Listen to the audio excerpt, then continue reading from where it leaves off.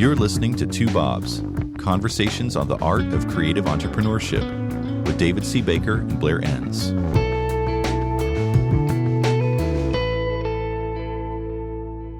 All right, David, we have a naming challenge with this one because you've sent me two different names for this episode.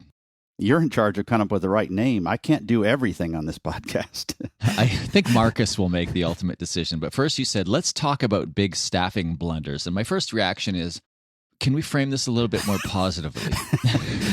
Probably, but where's the fun in that? It's the big thing I'm working on in my own personal development is let's keep the outrage down. Let's state everything as positive as possible. And this might put a stress on our relationship. Like, I don't know if you can keep up. And how's this going in your personal life so far? Oh, in my mind, it's going great. Yeah, right. So first you said, let's talk about big staffing blunders. And I think that's a perfectly fine title. Then you sent me an updated one that's saying the 6 archetype employee challenges. That sounds more official, doesn't it? It sounds more Jungian, that's for sure. The 6 are, so we'll leave it to Marcus to put a label on this thing, but we're going to talk about employee challenges that can also be thought of as blunders. I think they're really listed as blunders here. Yeah. If they're listening in the conference room right now, this might be a good time to ask everybody to go back to work, and then you'll just listen to this on your own and then summarize it for them. That might be better. If you're listening as a group in your firm right now, I think everybody should do this exercise of write on a piece of paper the name of the person in that room who was a hiring mistake. Yeah. And then put them in a fishbowl and then pick one of them out, right? Yeah. All right. Let's get to staffing blunder. I like that term. Let's get to staffing blunder number 1. You call it the big hire. What do you mean by the big hire? This is, you're tired of not playing in the big leagues, and you look at the LinkedIn profiles of all your people and where they've worked, and you're thinking back to the last big presentation where in the middle of a conversation where people worked came up, and you kind of hem-hawed, and under your breath you talked about where you came from, and you decide, all right, it's time. We need somebody with serious agency experience or used to work at one of those big firms, those big digital firms. We are going to hire somebody. We're finally going to go out on a limb. Then you explore what this is going to cost, and you think, oh, I don't know. Maybe we shouldn't. Maybe we should wait a little bit longer. Then you talk yourself into it finally. But your expectations are so high from this person, not just because you've dreamed of having this person for a long time who's going to carry the weight for you, carry the water, but you also, you're thinking about how much this is going to cost, right? So what happens is you hire this person, and they never work out. The first person never works out. So never hire your friend as this first big person, because the first person is always going to pave the way for the second person. Does that make sense? So to clarify, you're sitting there running your crappy little firm. I didn't say that. Or at least you're thinking of your firm in that way. You've struggled along. You've got to a certain level of success. There are these moments in front of clients and more likely prospective clients where you're thinking, oh, we're just missing some of that big agency pedigree. Yeah. So you look covetously at this person. Maybe they've reached out to you. Maybe you've run an ad. And you're looking at them and you think, oh, they come from the big New York agency. They're going to bring all the magic fairy dust that we're missing. Yeah. That's the hire you're talking about, right? Yeah. And it's strategy or account person, or maybe it's new business. Maybe it's creative director. Yeah. So the first time you brace yourself, you think, oh, this is a ton of money. I'm going to pay this person more than I've ever paid anybody else on my team, but it's going to be worth it because they're going to bring the cachet. They're going to bring the insight of how it's done at the real firms. Yeah. As I say, the magic fairy dust. And then they show up, and what happens? Not much. Because one of the things is that they've worked at a bigger firm. They always come from bigger firms. Yeah. And these people don't do work. They help other people do work. And so when it comes to actually doing work, like putting a deck together or making a presentation in person at a client or shaping a big project that you're doing or directing a shoot or something, they're just kind of looking around and wondering where the staff is that does this. They're not used to the entrepreneurial environment. They're also not used to how fast things happen and how efficient they must be. We don't have $1.5 million for this 30-second spot. We have a $40,000 budget for this video shoot, and we're shooting it on a Canon, not on a Red, and they don't quite get that stuff. So it takes a while. Everybody's really excited at the beginning, but in the end, this person moves on and they go back to the big firm, a different big firm, like the one that they left. And then what happens with the second big hire, because it's a good idea to make those big hires, it's just that the very first one seldom works out. So you just need to find somebody you don't like, hire them first, and then just let the clock run out, move on from them, and then your expectations are set. I'm joking here, but often the big hire doesn't quite work because they don't know how to work in a small entrepreneurial environment, and your expectations are too high. I agree with that, and I've seen that repeatedly. I refer to these people as like that first big agency hire as a wrecking ball. It's a wrecking ball coming into your agency. Yeah. In my domain of new business development, it's a wrecking ball on the work that the principal has done on positioning. Right. Because they come from a firm that isn't properly positioned. They don't understand the value of positioning when it comes to a little firm. And then on the new business front, they bring the big New York ad agency or digital firm, wherever they come from, ways, which is a really expensive way of doing new business. And they put together these big elaborate decks. They end up sounding like everybody else. They don't come from a world where anybody is actually meaningfully differentiated in their positioning. So they bring this expensive, elaborate smoke and mirrors. And I've seen a lot of good positioning work and good new business development progress in terms of policies and procedures undone from that first big hire. It's this kind of wrecking ball experience. But your point is, you have to do it. There is value in hiring these people. The first one is usually a mistake, but you learn a lot, and you call them the sacrificial lamb. And then you say, the reason the second one tends to work out is why? Expectations? Expectations are different. That's half of it. The other half of it is that you know how to find a person better than you did the first time. You're looking more carefully for somebody who is more hands-on. And by the way, everything that you just inserted a second ago, that just rang so true to me. I hadn't thought about that, but I have seen that happen so many times as well. The other thing, too, is that those folks are often dismissive of your less exciting bread and butter clients. Yes. And that's not good for the staff. It just isn't. So one half, your expectations are better. The other half is that you find somebody who is a better fit culturally, who's a little bit more hands-on, who maybe, I know this is kind of weird to say, but you kind of want to hire somebody who's been beat up a little bit, somebody who's failed pretty miserably and risen from that and isn't so haughty about all the big agency experience they've had. I mean, I've interviewed 20-some thousand people over the years, and I've interviewed a lot of people where they had 3 or 4 jobs, all at very serious big name firms. And frankly, I've never seen much correlation between the degree to which they should be respected and the firms that they worked at. I think we have to be real careful about the assumptions we're making because of where somebody worked. I agree with that completely. And I think when you hire that first big person, they come in and they start telling you the way things should be done. And you as the principal who've been in the trenches building this firm for a while, you think, oh, I'm not sure that translates to my independent business. But you're the big agency person, I'll defer to you. And often those moments of deference end up being mistakes. So by the time you do it the second time, you have a better sense of what skills and points of view and practices they're bringing to your independent firm that does translate and which doesn't. And you really just need to stop that person and say, that's not going to work here. We're going to continue to do it this way. Yes. Yes. We could stop right now because this topic, let's keep going.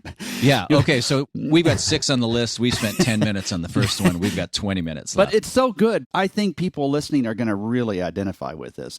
Okay. So staffing blunder number 1 is the big hire. The first one doesn't usually work out, but you learn a lot from that. And the second one is more likely to work out. And the second staffing blunder is the power player. What do you mean by the power player? Power player is somebody that's been with you for a very long time. They started when you were small.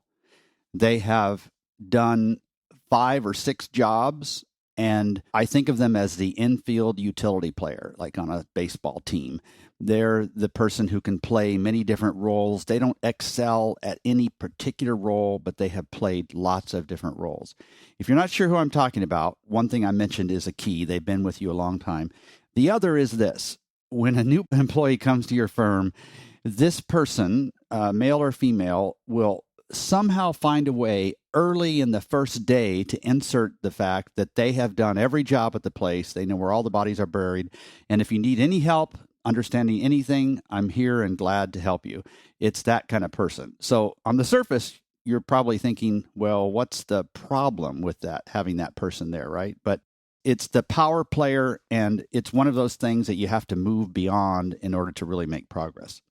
I think anybody who has grown beyond a certain handful of people can immediately identify that person and identify with what you're speaking about. So early on, they're super valuable. They do everything.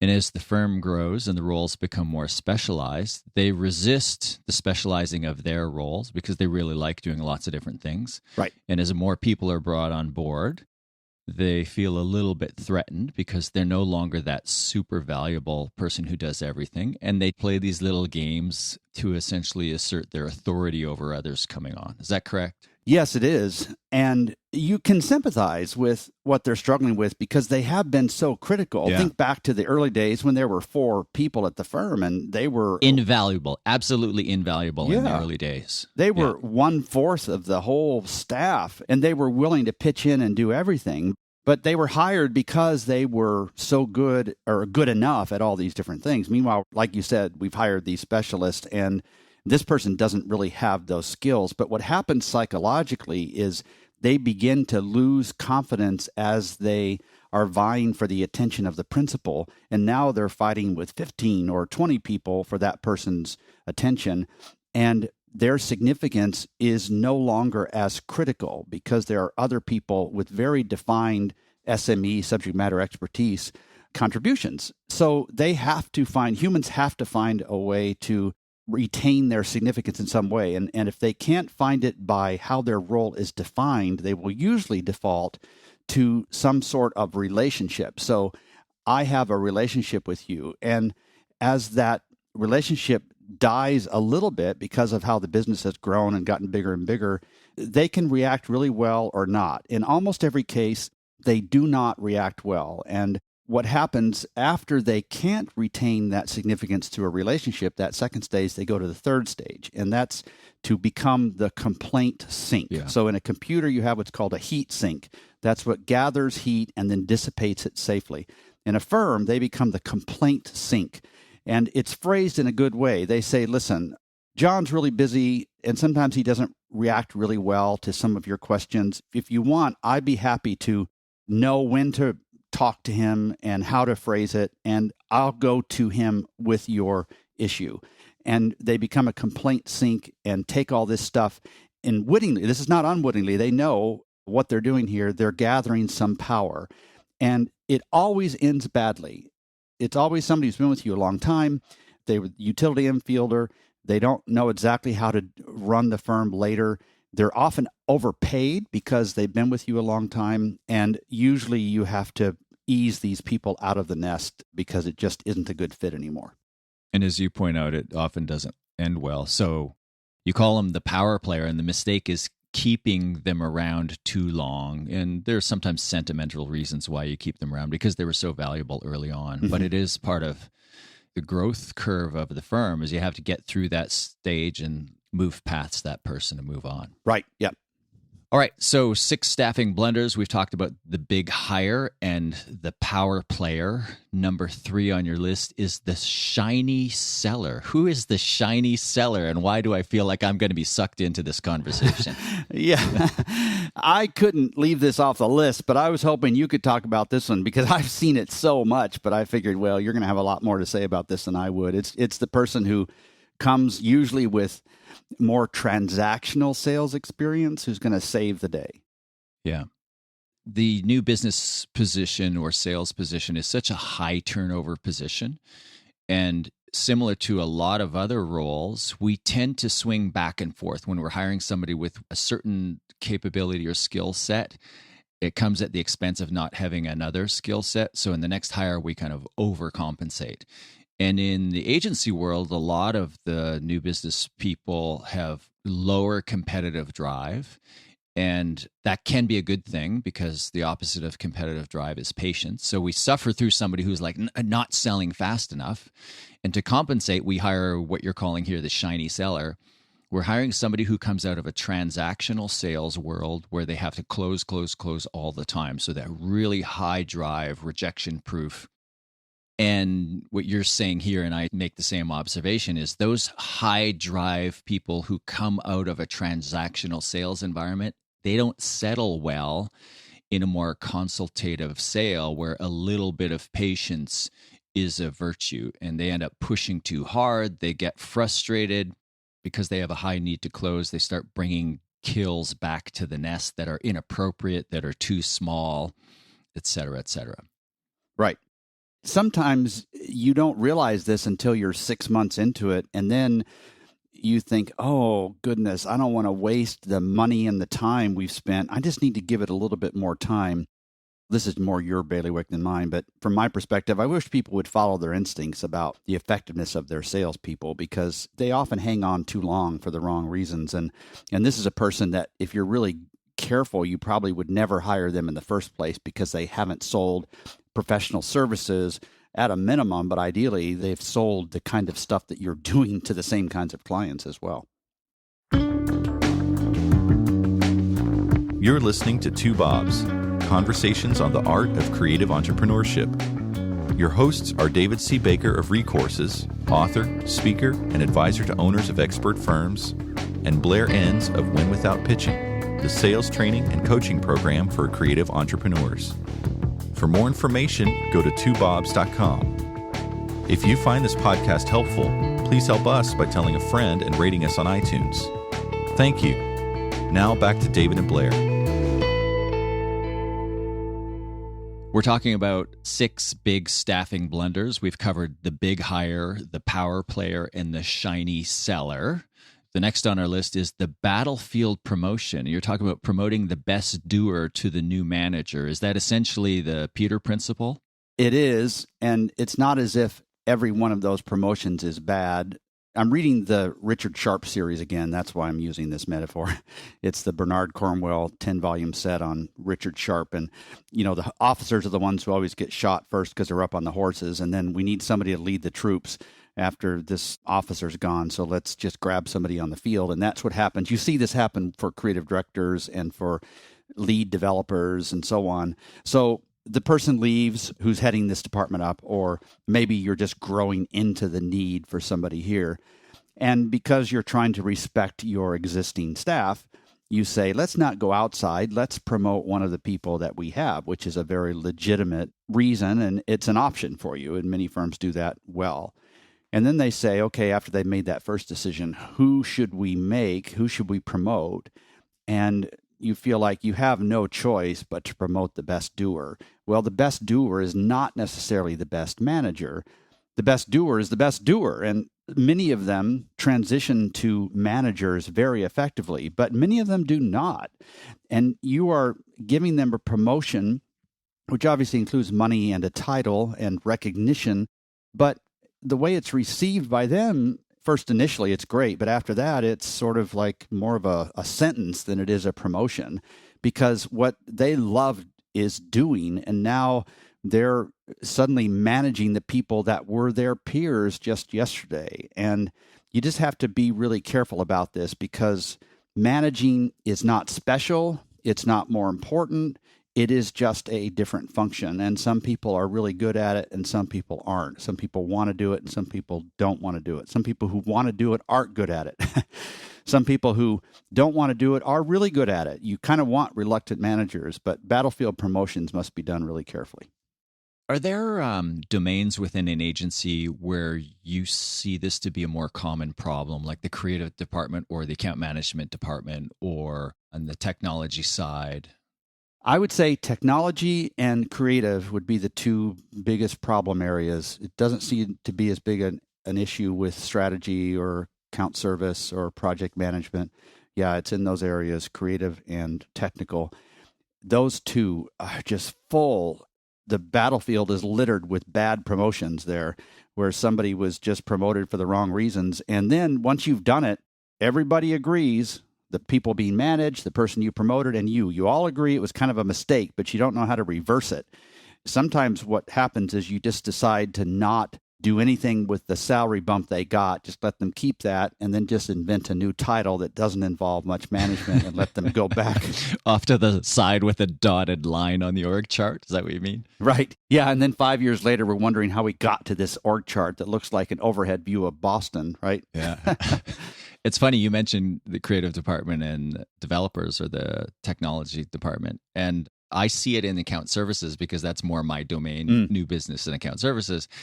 And it's just so clear to me that the people who make the best senior account people, that's a different skill set than being a junior account person. So the best junior account people, it's not in anybody's best interest to necessarily promote them to senior account management roles. And the way I think of it is in the junior roles, the server responder type person is most effective. They really good at checking off a list, really good at responding to client requests, good at customer service, et cetera. And I think the higher you move up on the account services side, the more it's a requirement to actually challenge the client, to be comfortable pushing back on the client and not serving and responding, but leading and challenging, et cetera. So I suspect, I just don't know those other areas as well as I do account management. It's not really an issue on new business side because new business departments are so small. There's very little hierarchy there. Right. But I do see it on account management. And I assume based on what you're saying, it's probably the same everywhere. It's more obvious to me in the domains where I spend most of my time. Yeah, it was actually the impetus for one of the books I wrote called Managing Right, because I was speaking at this conference in Atlanta. There were several hundred creative directors in there. For some reason, I ended early and we were deep in this Q&A section. And I was asking people about their experience at being promoted and how much they struggled in those early days. And then I asked all of them to send me an email, anybody that would send me an email about what their early struggles were and whether or not they should have been promoted to creative director from creative. And the emails I got, they were so moving to me because they surfaced this really significant struggles these folks received in this promotion because they just weren't prepared for it. They had had no training. They didn't even have really good role models. Some of them did, some didn't. And they were just left to fend for themselves. And all of a sudden, they were moving from a place where they were recognized for their great contributions, and now they're swimming around in uncertainty, not knowing exactly what it means to be a manager. And so that really changed my thinking about how all this works. That reminds me, I spent yesterday cleaning and reorganizing my office, and I have 3 extra copies of your book, Managing Right for the First Time. That is such a good book for the first-time manager. So if anybody listening to this would like a copy of David's book signed by me, tweet me. This is your new career, signing my book, because nobody wants books that I sign. They want books that you sign. I have your latest book, The Business of Expertise. I have 3 copies right here signed by me that I'm sending out to people. And I write on the cover underneath it says David C. Baker, and I say signed by Blair. So tweet me at Blair Ends. The first 3 people who do, I'll send you a signed copy, not by the author, but by somebody better, of David's earlier book, Managing Right for the First Time. It's a great book. Okay, we got to move on. You have no chance to rebut that. The 5th hiring blunder is the account controller. And you've got here, what do you mean by putting yourself in a self-hostage situation and getting life squeezed out of you? That's what you wrote here. Most account people are really good. I think it's the most difficult, not the most important. I think it's the most difficult role at any firm of any stripe under the marketing field. And most of them are very gracious and really good at what they do. But every once in a while, you have somebody who's power hungry and who sidles up to the client and just sucks all the power out of the room and then uses it to gain control, to gain raises for himself, maybe titles, maybe stepping in and saving things regularly. Anyway, it happens so slowly you don't even notice. But then one day you wake up and you realize, oh my goodness, this person's been doing such a good, quote unquote, good job with this client. I don't even have a relationship with that client anymore. And, what am I going to do if this person leaves? All of a sudden, they're holding you hostage. Now, it's rare because most account people are not that way at all. They're not evil. They're very respectful. They're very loyal. But every once in a while, you get one. I don't see this as often as I used to see it because we're not in a world that's as account-driven as it used to be.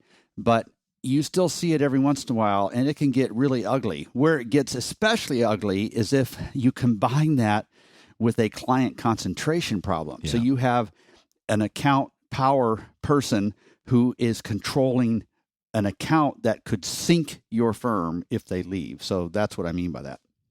Yeah, the advocacy in the relationship with the clients should be from organization to organization. Right. The multiple people on the client side should be advocates of the firm. And what happens in this account controller situation is usually very valuable account person is hoarding the advocacy. They're making sure, for reasons of their own protection, that the relationship is with them and not with the agency. And it's my point of view that such a person, or all of your people, especially those people on the front lines, they should see it as their responsibility to make sure that that advocacy gets transferred to the firm. So when you see somebody hoarding it, that warning bell should go off. When that's happening, it's almost always accompanied by a broken business/personal boundaries. So this person becomes a personal friend of the client and spends a lot of time with them outside of the work relationship as well. Yeah. So, we should talk more about that. All right. So that's the account controller. And the last hiring blunder of the 6 we're going to talk about today here is the vacuum filler. You have this great line here. Good humans naturally fill vacuums. Is that a point of physics? Yeah, people are picturing opening up the vacuum and then pouring dust in it instead of... Well, they fill leadership vacuums. So you just see this everywhere, that groups of humans don't exist without leadership, whether it's formal or informal. So you're the principal, and if you abdicate your leadership role, what I call directing, then somebody is going to fill it. And it could be an honorable human that's going to fill that role, or it could be one who's not honorable. Meanwhile, you will almost always celebrate that somebody is filling that role because it's a role that you don't want. You don't enjoy managing people. You don't like being tied down to the office. You don't like the hassles that come every once in a while. And so you're grateful that this person is stepping in. And if they're an evil person, even if they're an evil person, things do get better than they were when you were running things because this person pays more attention to it and so on. But over time, and it usually takes about 18 months or so, 12 to 18 months, you then wake up and you discover, like earlier, that you don't have a relationship with your own firm. The key relationships of the employees are mediated through this one person who has stepped into your leadership role. This is somebody who is the number 2. They're always a number 2, and they're always not an equity partner. And they start taking steps, leadership steps, that assume that they are a leadership partner, and everything is fine at the beginning, and then everything goes down. And you'll reach a tipping point where you'll either lose the firm or you'll get it back, but it will come at a pretty significant cost because at that tipping point, you will have already lost a few of your employees. And I can imagine some of you listening to this, you've been through it. Maybe you're in the middle of it now, or maybe just listening to David speak. You're suddenly becoming aware of the situation for the first time. Yeah. And as you point out, in the beginning, you're grateful because they're stepping into the void and they're filling a role that's not being done by you, the principal. So you're grateful for that in the short term. But in the long term, or even the medium term, it becomes obvious that this is a mistake. Yes, it is. And you've got to be a little bit smarter than them. You've got to wake up without them knowing that you're waking up. Sometimes you need an outside advisor. Most of the time you don't.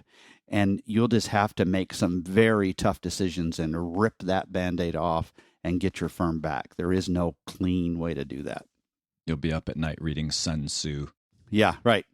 All right, so we've been talking about 6 staffing blunders or 6 archetype employee challenges. Marcus will determine which. The first one was the big hire, bringing in that first big agency person. The second one is the power player, keeping that first utility infielder for too long. Then the shiny seller, hiring a transactional salesperson.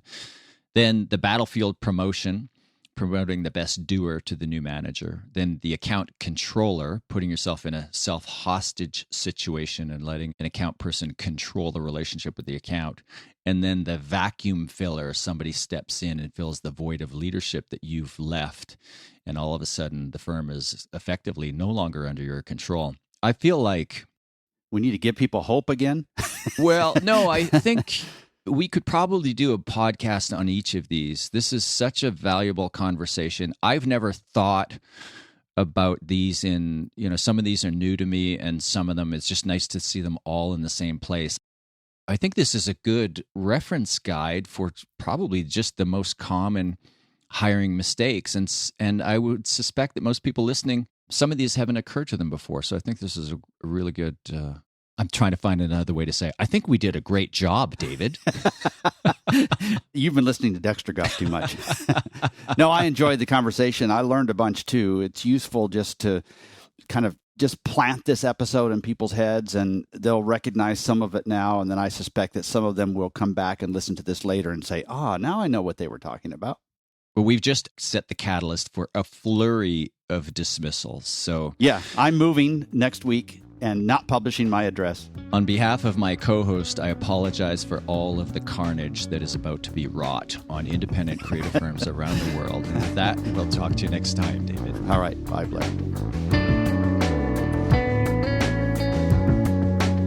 Thank you for listening to Two Bobs with David C. Baker and Blair Enns. Subscribe and learn more at twobobs.com. That's the number 2, BOBS.com.